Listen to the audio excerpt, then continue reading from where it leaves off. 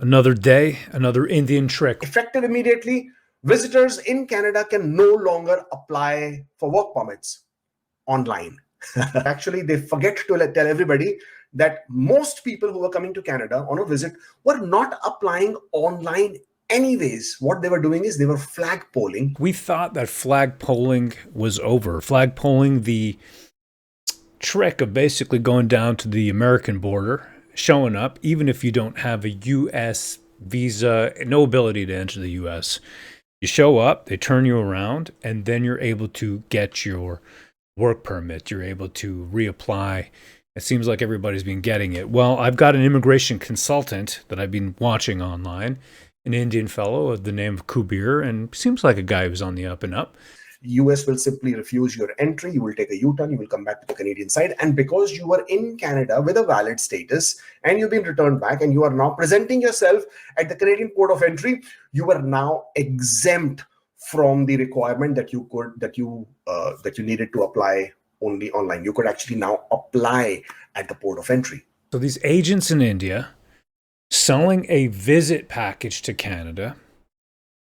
And as soon as you do that, the trick is, do you come here to Canada on a regular visitor visa, and then you go to the States, and then you do a U-turn. You got no States, visa to get in there, even as a tourist, nothing.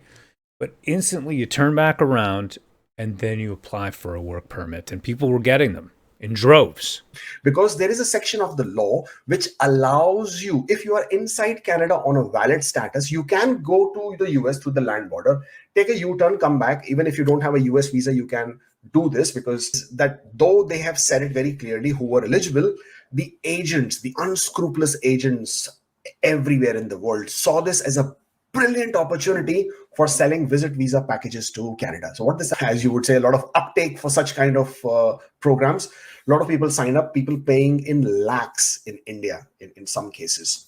So people paying in lakhs in India. So thousands upon thousands of dollars. One lakh is 100,000 rupees. It's about two and a half thousand Canadian dollars, somewhere around there. So thousands upon thousands of dollars people were paying for to get this access to come on a visitor package. And then after that, to do this flag pulling, get to the U.S. border, turn around. And it's that loophole is still not closed. RCC realized that a lot of people were using this as a backdoor entry to come to Canada, in the sense like they were not visitors. They didn't intend to visit Canada for visit purposes.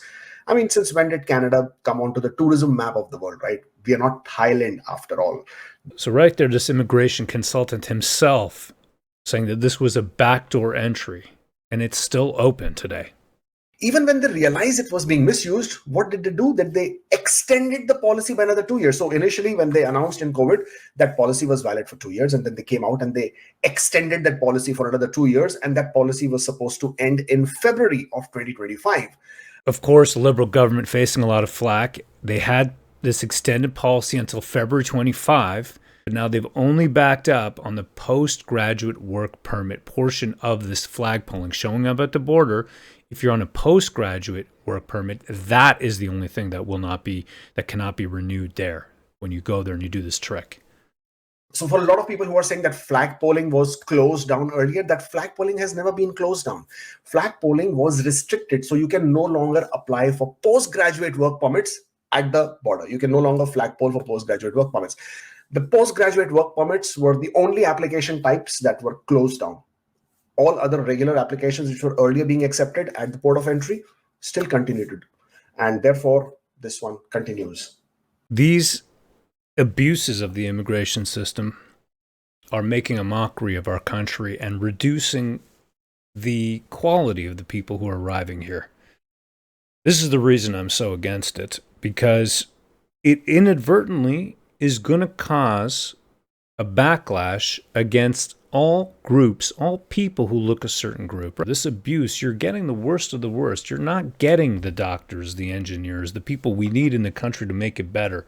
And sure, maybe it's going to cause a brain drain somewhere else, but we fundamentally are in a competition for the best and the brightest to build our own countries. That's the point of immigration. Otherwise, it becomes a charitable act where you're simply opening your doors to the homeless across the world. Think about it like this. My house right here, can I end homelessness by opening my doors up to every homeless person? That does not work. It will reduce the safety and security of my own home, and that goes for the country just the same way. Now, having said that, these opinions go against the grain a lot of time. So I've got to be a little careful in the way that I couch my language because it could be misinterpreted easily, and we're in a very heated time. There's no doubt about it. As the government, our Trudeau Liberal NDP coalition government has completely destroyed any kind of social consensus and cohesion around immigration. That's what they've done. They have increased the racism. I never grew up with racism in Canada. I was accepted. There was no problem. Sure, you got the odd jerk, but generally speaking, there was no real racism in Canada. Canadians just aren't racist. And if you want to learn more, travel around the world and see what it's like in other countries. You know, I go to the UK, I go into a pub over there, and boom, I'm called a certain slur. You know, it happens. In Canada, not so much. I've never really experienced that. You'll get called an a-hole, that kind of thing, but you don't get straight up racism. But the Liberals and the NDP and their coalition government, they've upped the racism through the roof. They've really done it. So I'm completely against these loopholes. I'm completely against people doing this kind of stuff.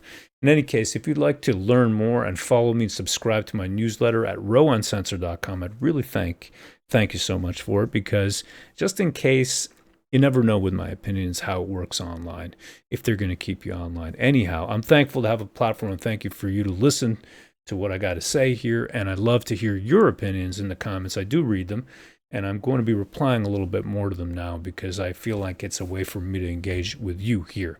Thank you so much, and be sure to check out racistangel.com. That's a comic book I put together with my daughter, my family, and it is a family Canadian and American printed comic book. I don't print anywhere else except for the States, Canada, and the UK.